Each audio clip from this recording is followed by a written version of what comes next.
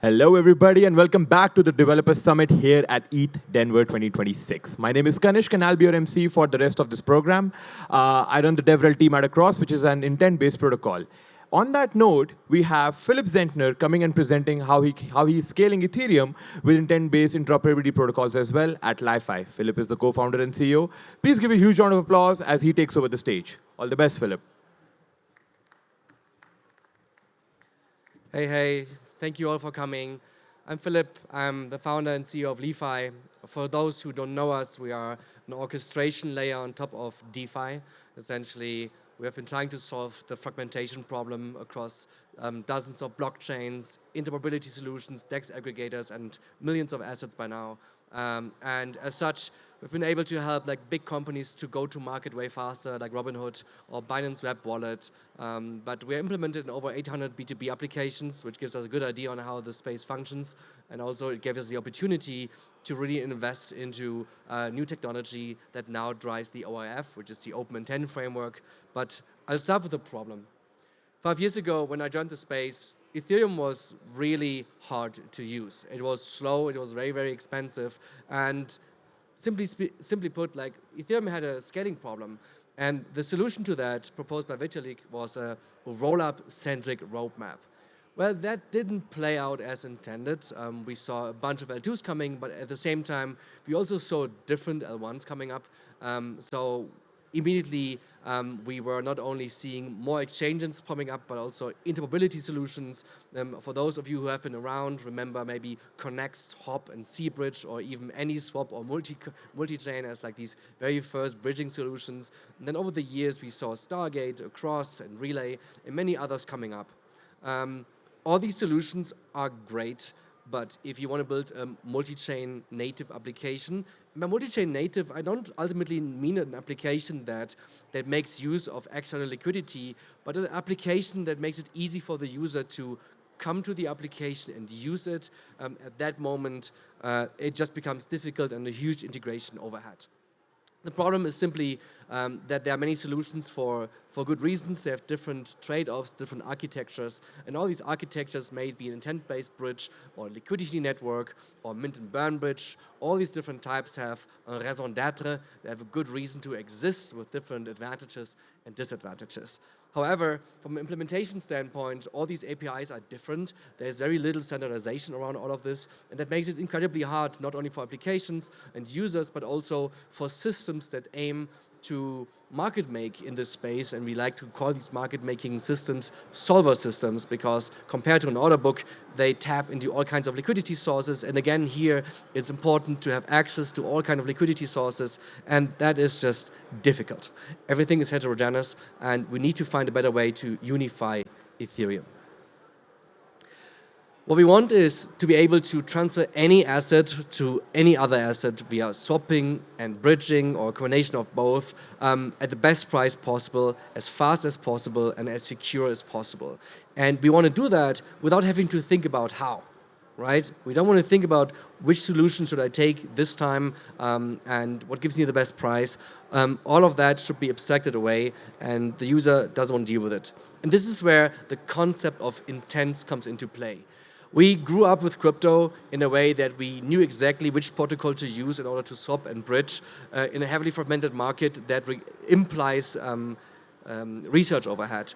So we want to get away from that, and instead we just want to state our intent, our intention on what do we want to achieve, and it just might be swapping an asset A into an asset B, and that is my intent. And I actually, as a user, don't really care how this is supposed to happen. And this is where solvers come into play. So instead of me making the choice, swapping via Uniswap, swapping or bridging via Across, I simply state my intent. I want to go from A to B, and then there should be a marketplace of solvers, and these solvers, they should compete on exactly my order, on my intent, in order to fulfill it. This is essentially what we've been trying to achieve.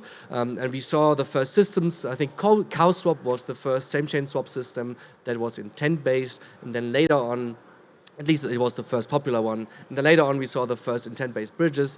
Across with 7683 was trying to propose a standard to go in that direction. That standard came with a few disadvantages, but it was an early first step in the right direction. And from there on, we have evolved. And today, I want to talk about a little what has changed in the intent realm. What is there? When we talk about intent systems, what is it we actually have to take a look at? This is essentially where we are going. Yeah. One of the big existing problems with the intent systems is still that, let's say there isn't a cross and I'm launching a new chain. I have to put in a lot of business development efforts to get this system to deploy on my chain. It's out of my hand. There is no real permissionless deployment of existing intent systems. And it comes with overhead for this industry to support new ecosystems. And that's not how it's supposed to be. The future will be multi-chain for physical reasons, for economic reasons, and for anyone who wants to deploy their own chain, they need to be able to plug into the wider system. And we need to make this as easy as possible. At the same time, solvers need to adapt. So whenever there's a new solver system, we are looking at new standards, how are things being verified, how do I rebalance my liquidity within that system, and so solver systems who already have a hard time being profitable, they need to put a lot of manual effort into supporting this new system. There's a lot of duplicated effort whereby all of that could simply be standardized, and this is exactly where the open intent framework comes into play. LeFi was looking into intent systems as we were aggregating these different bridging solutions over 2 years. We were looking into these systems and we tried to understand if we were trying to build our own system, what could we actually do to make it better? And here the very clear idea was, okay, we need to standardize across the board. And then we talked to the EF, and we talked to Uniswap, and we spoke to Open Zeppelin, who's really good at standardizing things, and many, many other players in this space. And we came up with the Open Intents framework. For that, we initially bought a whole company. Catalyst, 0xGym, for those of you who know him, has been building Catalyst for a couple of years. And Catalyst managed to build a good foundation for the OIF. It's a foundation because Catalyst was a bridging system or an intent system that was completely modular and flexible across the board. And I will dive into what that actually means. Great. Little connectivity problem. 1 second.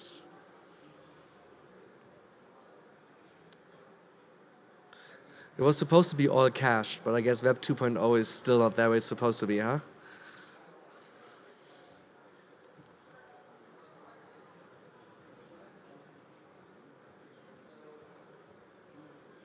But maybe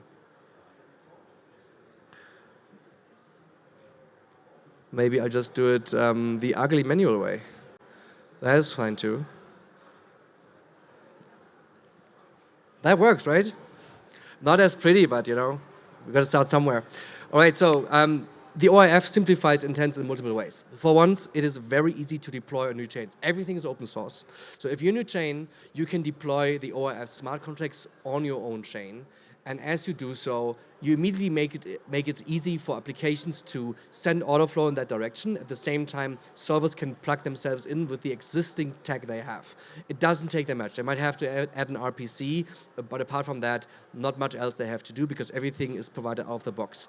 So it's not only the smart contracts that are open source, also the whole tooling. Everything in terms of infrastructure and solver and customer support tooling and transaction scanning, whatever you need as a solving system or as an application, comes for free, open source, out of the box. And as that creates a great foundation for standards, we have a unified source of truth for intents. And it can be adopted by not only chains, but also applications, and that's a great thing.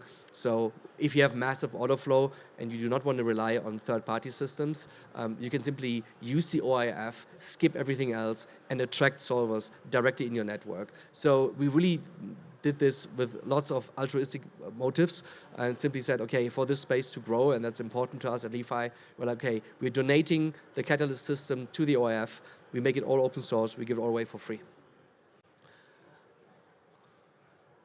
Resource logs. So I was already alluding to that 7683 was in the beginning, not the most flexible solution.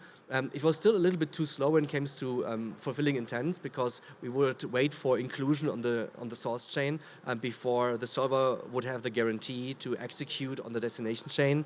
Now with resource locks, we are taking exactly that part off chain. So the idea here is essentially, instead of waiting for inclusion on source or destination chain, we simply let the user give a signature, and that signature guarantees that funds are locked, and we don't have to wait on finality. That signature is collected off-chain. So we have a third-party model here. So we have the solver, we have the system that provides the resource lock, and then we have the user. And then that essentially means we have Web 2 speed in terms of giving a commitment and being able to trust. And at that time, the solver can actually act on the destination chain and release funds already. And that really allows us to solve for intents within seconds. And that's a great benefit. The ORF supports all kinds of transaction flows, so we also support 7683 or any other form of escrow mechanism. However, resource locks are really the state of the art right now, and it's the default thing on how we want to do things. This comes with great advantages. So, for example, the ability to have multi-chain inputs. Multi-chain inputs are more and more important as our funds are spread across so many chains. So let's say you have USDC on 4 different chains, but now you want to make a big purchase somewhere, right? At that moment, I can simply give a soft commitment or give that commitment off-chain for multiple chains at the same time. I can lock my funds in multiple wallets at the same time, and then so I don't need to accumulate my fragmented resources. I can simply use the funds where they are, and then get to the result I want to. It's just much more simplified approach. Some sort of chain abstraction, essentially. The user doesn't care. If you combine that with balance abstraction, which is something MetaMask and these big wallets are trying to get into already. So balance abstraction combined with this multi-chain input system based on resource locks, that really allows us to take this whole space one step forward in order to abstract chains further. The future of intents is supposed to be modular. I'm going to dive right into this. I've been talking about modularity a little bit already. Here is a complete overview on what that means when it comes to the intent stack. We have autoflow origination. Of course, that's low-hanging fruit one, right? It doesn't matter where autoflow is coming from. The ORF aggregators like LeFi, or you have your own interface. And then from there on, you can really decide by yourself how you want to express your intents. There are lots of domain-specific languages around intents already, like those from Essential. But however you want to design these things, there are different systems on how you can treat intents and how you want to actually go for transaction flows. 7683 is one. Uniswap and Paradigm, they're releasing the compact. And then we have ESCOM mechanisms, and we have resource locks. So all of this is completely modular. In the same time, you can also, depending on the use case, decide what kind of an auction model you want to have. Dutch auctions, first come, first serve, or you want to have maybe a subset of solvers that are allowed to compete for something. Imagine you are an application like Phantom, and now you have been able to provide DeFi trading for everyone, but now you're going to go towards RWAs, and here actually suddenly, based on regulatory constraints, you need KYC users to be able to use it only. So you can essentially filter users at the top, but you can also be like, all right, only the following solvers are compliant. They have KYB with us. So if you need this type of restrictive framework, you can do that with the ORF. You have all kinds of solutions to just restrict who can do what. Everything is flexible and modular, and you can customize this to your use case. Same for the validation side. LeFi, for example, is using Polymer, which is super fast in terms of validation and super cheap. But you can use your own GMP, general messaging passing bridge. So it depends really on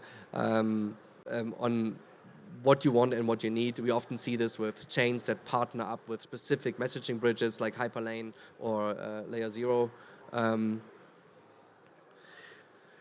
then you can, of course, just choose your own standard. At the same time, we are providing lots of modules for solver systems to rebalance the liquidity, and it's our continuous effort in the future to build out these systems.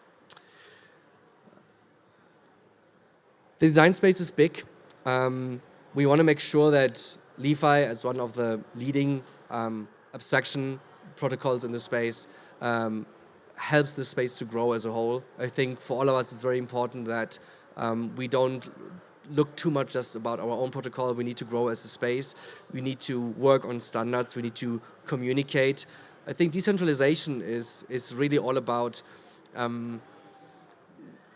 scaling coordination and information exchange, right? But if our own industry is not able to collaborate here, then like this will never work out. So we need to put a greater emphasis on collaboration, no matter how fierce the market is.